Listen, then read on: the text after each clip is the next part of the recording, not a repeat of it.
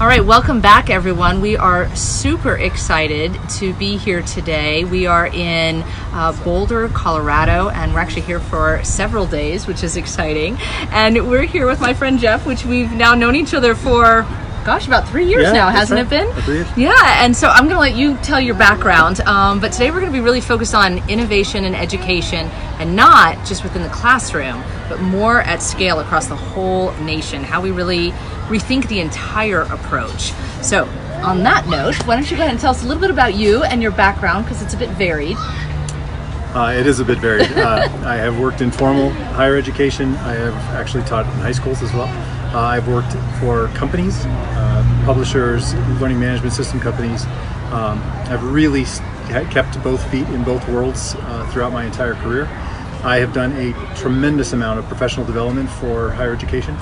I've probably spent 20,000 hours or so on a stage or in a workshop setting, talking with CEOs, presidents, provosts, teachers, faculty all over the world, 38 countries, every state but Alaska. I want to get to Alaska. Well, you'll have to come with us. Right. We're heading there soon. So today marks 31 states. So you're Impressive. still beating me in countries. Impressive. Although I'd have to add, I have actually seen other states, but on this trip, 31 states. So well, what's great about incredible. that is having seen so many great ideas, so many ideas that could have worked if only, if only this had happened or that had happened. And then having seen some ideas that really just failed, and so you learn from that and think, okay, don't do that. So, when I spent 4 years as a Chief Innovation Officer, and I know that title has a lot of misconceptions from people. Yeah, well. But some of it was really not doing things that I had seen other people fail at, while trying to utilize what we know about innovation to really feed a learning context. So what were some of the things that you learned that people should avoid? The bureaucracy and the politics is amazing. Welcome to politics. It's amazing. However, one of the biggest frustrations that I saw and then had, and what we tried to avoid, was higher education, generally speaking, works like this. They have committees assemble at a university, and they say, okay, let's think about what new initiatives we want to run next year. And so they bubble up 1, 2, maybe 3. And they feed that with all the money they've got for innovation or for whatever they call it, strategic initiatives or whatever, for the following year. Inevitably, they fail. Because almost every idea fails if you really look at it. You have to, if you look at Dyer and the Innovators' DNA, how do you get more innovation? Well, you create more innovation. How do you get ideas? Jack Foster says you create more ideas. So instead of incubating little ones that are actually starting to work and then letting them flower and grow and then supporting them financially, they put all their eggs in a basket of 1, 2, 3 ideas. Hope they're going to work. They don't. And part of that is because the faculty and people who are the staff who are saying, hey, every year you come to us with these silly ideas, I'm not going to do it anymore. They're not stupid. So there's a trust loss as well. Yeah. So, they get into a meeting, they say, here's the big idea, welcome staff member so-and-so, dean so-and-so, whatever it might be. They ask for volunteers and everyone just sort of looks at each other. They go back to their offices and then they don't answer their phones. Wow. And the idea fails within 5, 6, 7 months. And then everyone starts preparing for the next set of ideas. So nobody keeps their eye on the ball. There are times that you have to say, we're not going to succeed in year 1, but I know it, and I got to push through that. I've got to make sure that I'm looking at this for 5 years, or for 3 years, or for 10 years, or whatever it might be. Not everybody does that. So I think that's rather a pervasive point, right? It's not just education. So I've been seeing the same thing in politics as I've been asking a lot of questions, right? How does this work, and why does it work, and how do we change the system?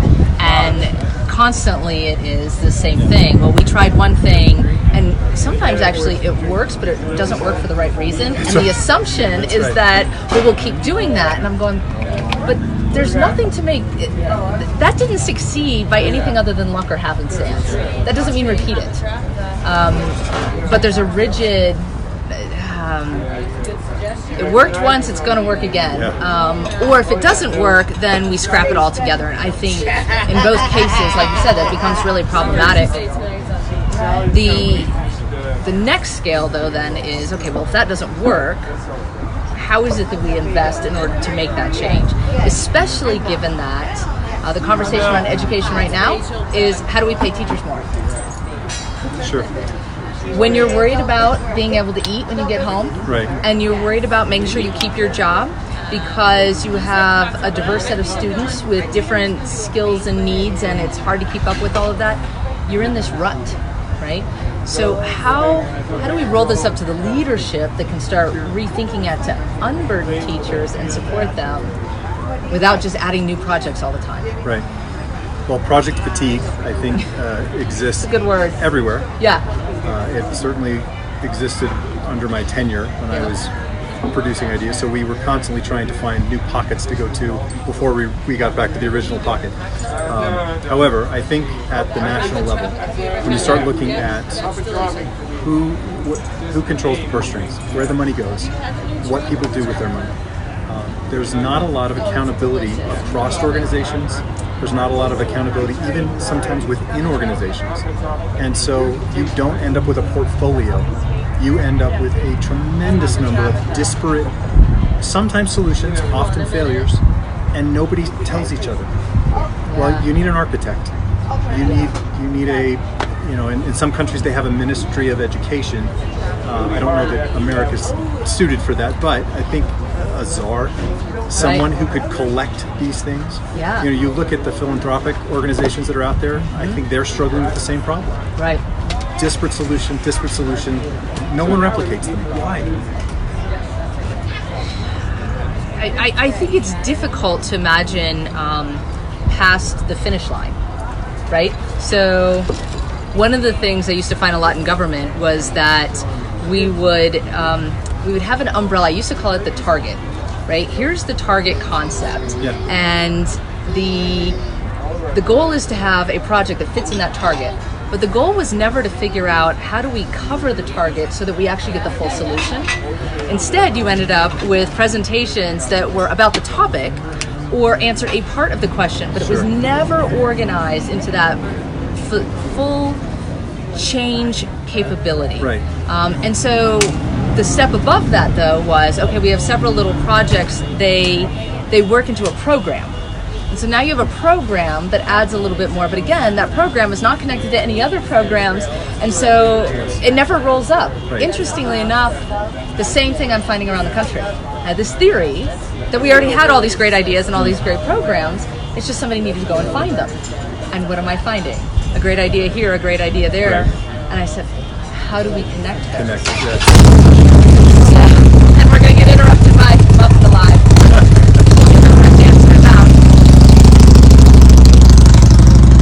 They're having a good time. Can't blame them there. So how do we create that glue to be able to make this shift? Because this is a process shift. Right. Yeah. Right. I think as I have really invested time in thinking about innovation under the umbrella or within the lens of education and learning. Right. And I always refer to it as learning innovation. Right. Innovation in an entrepreneurial setting is fantastic. That's not my expertise. That's not really what I'm passionate about. Right. When it comes to learning innovation, there are a few things that I think need to start to take place. First of all, people need to start asking, what is the actual problem? Far too often, I think we solve a symptom and not the root cause, the root issue, because it may be too sensitive. Maybe they don't know. Right. And data, while I'm a big believer in the use of data for analytics, stuff like that, Right. unfortunately, sometimes people just look at the data points at the summary level and think again, oh, that's the problem, when it's not. Right. There's something underlying. So again, I think now you start talking about, we have smart people. Oh yeah. They're around. Just a few at least. They can get at the heart of the issue many, many times. Right. But it doesn't happen very often. So if you really want to start changing what's going on, I think that's almost the first step. Yeah. Figure out what the real problem is so that you're solving it. Why don't we find that? I mean, it seems logical, and you're correct. Obviously, we have hundreds of millions of people in this country, so many of them are going to be very intelligent. Right. Why isn't this getting picked up? Well, there is degree of this that I think comes from the amount of shared governance that exists within a higher education context. You have got a lot of constituents with a lot of desires, wants, needs, and they all have an equal voice at the table. I had a colleague who used to say, very seriously, he sat in a faculty meeting, faculty senate meeting, and it was a tie. It was 50-1. Only in higher education is that a tie, but it's a tie. So those sorts of experiences, unfortunately, probably need to change. Yeah, okay. Those sorts of contexts need to change. I appreciate that higher education has a lot of very smart people. That doesn't necessarily mean they're smart about everything. Sure. You know, we've got one of my best friends is a tenured biologist from Monash University in Australia. He's the first to tell you that when it came to teaching and learning, he took over the Center for Teaching and Learning at Monash. He didn't know anything about teaching and learning, but it took him 2 years to realize that. Wow. And now he's one of the biggest advocates out there, talking around the world to people saying, I know you've been teaching this way for a long time. It's not a good way. Right. Or it's not helping students learn or whatever. Well, that's kind of what we're talking about here, right? Yep. It's systemic because everybody has a voice. Yep. And that shouldn't always be the case. That's a hard one to tackle. I appreciate that. All right, so if we start looking at the root problem, next step. Really define what is our mission goal. The next step now is to start to create those incubators. Okay. And I'm a big fan of that term and that concept. Put a little bit of money, a little bit of resource, and that's often time, right? Especially in higher education. Right. The people within higher ed, staff, faculty alike, will tell you they're not paid what they're worth. Part of that is because we have to use their time, right, and we use it copiously. Yeah. And so you can certainly get smarter about that. That's a different issue. But use the resources that you have, the time, the money, the energy, the effort, and grow these little ideas. And then have somebody at the architect level looking at it and saying, that's working, that's growing. Let's feed it more. Let's add more resources. Let's get some more people. In fact, let's get some of them together. I think that's the big one. Is it's the starting point is to identify which ones are working. The next step, I think, is to figure out how they would multiply if combined. That Gestalt concept. Yes. Yeah. So then, at a single university level, I think some of this can be implemented. Challenge is, how do you do that at the national level? Yeah. With so many different states, so many different accreditation bodies, so many different policies, and it's not the federal government's job to get in the weeds of teaching or learning, but architect really that structure forward. So how do we bring it to scale? So again, let me actually say this first. I've seen this work at a consortial level. Okay. And that sometimes does cross state boundaries. While it is not what you're talking about, it is not everything nationally, and I get that. I have seen this done with multiple like institutions. That seems to be one component that I think is relevant here. Okay. The community colleges and the universities just seem to have such a different mission, such different needs, and quite frankly, such different outcomes. Yeah. That I think treating them appropriately and individually might, the community college grouping, the university grouping, and even in the university you've got the genres of private, public, the R1s, and they all have, again, different needs, different issues. So I think that's where you start. Okay. You start with the community colleges as an initiative. So again, you have an architect of the community colleges trying to do that incubation concept. You have an architect of the private universities and that incubation concept. I think that starts to break it down to something a little bit more meaningful because they feel like this community college, and I've been in countless meetings like this, we can talk to this other community college. But when you put this community college in with this university, they don't always talk. It's almost like an ecosystem. Yes. Right? So it's architecting within each of the groups, but then architecting how the system connects. Yes. And then there's money. There's always money. There's always money. So how do we kind of if we were tie a bow around this idea, how do we move federal dollars, and then how do we help Americans be informed as to how they move through this process? I think money is probably the lever. The lever that will actually get the quickest amount of traction. Now, I also realize that's a little pie in the sky to just say that. We get to be pie in the sky today. Okay. Yeah. We can work out details second, but you got to have, like you said, you have to name what the actual mission goal is. So I think if you again have some degree of accountability going on with where money is going, how money is being spent. We have a lot of constituents in the press and parents and other folks who are right now saying, what does my son or daughter get when they go to school? What are they getting out of this? And the answers aren't clear all the time. In fact, much of the time, they're not clear. There is a lot of research that suggests that people aren't learning much at college. They're not maturing with critical thinking at college. So what are they getting? Sometimes I appreciate that sometimes you just want to send your kid off for 4 years and let them grow up, but I think generally speaking, given that I have 2 in college, will not say that. That's not the goal most of the time. All right, I think most of the time. So how do we hold people accountable for that? We really don't today. I was just reading an article in the Chronicle of Higher Education a month ago, and it said this is the golden age of higher education, even though students don't learn much. Wow. It really said that. And there was a professor who wrote it. That doesn't give me hope. Well, we know more about learning than we've ever known in the history of the world. We know more about the brain than we've ever known. We know more about learning research. We have data that we have not even begun to mine. We know that a lot of advice that teachers give is bad advice because they don't know what the learning research is. Right? You look at Bjork and some of the work that they've been doing now for decades. It talks about how people learn. You look at Make It Stick, which is a fantastic book. Every professor should read.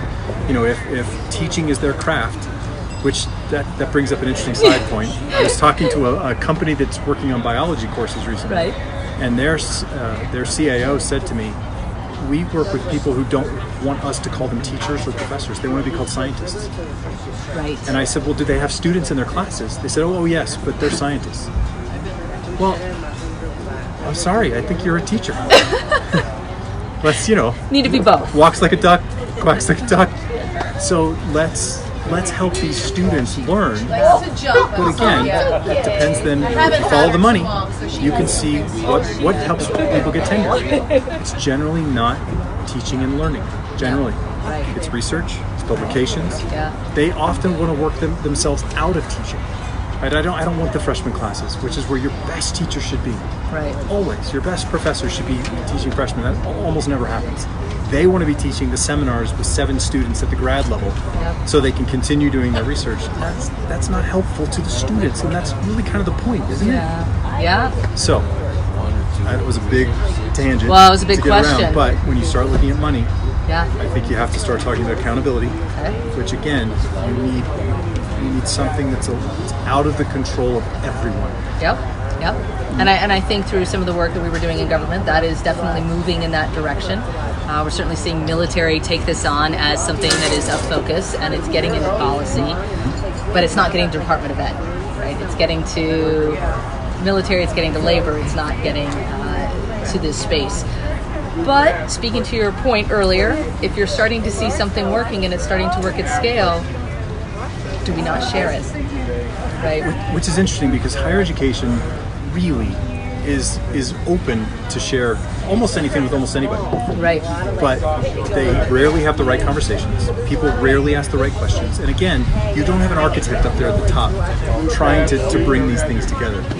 Whatever metaphor you like, the quarterback of the football team, the director of the play, whatever you like. We don't have that. We've got a bunch of people sort of sitting off to the side saying, well, what do you want to do? I don't know that that's the best approach. So I think the punchline is we need an architect. I think that's how I would say it.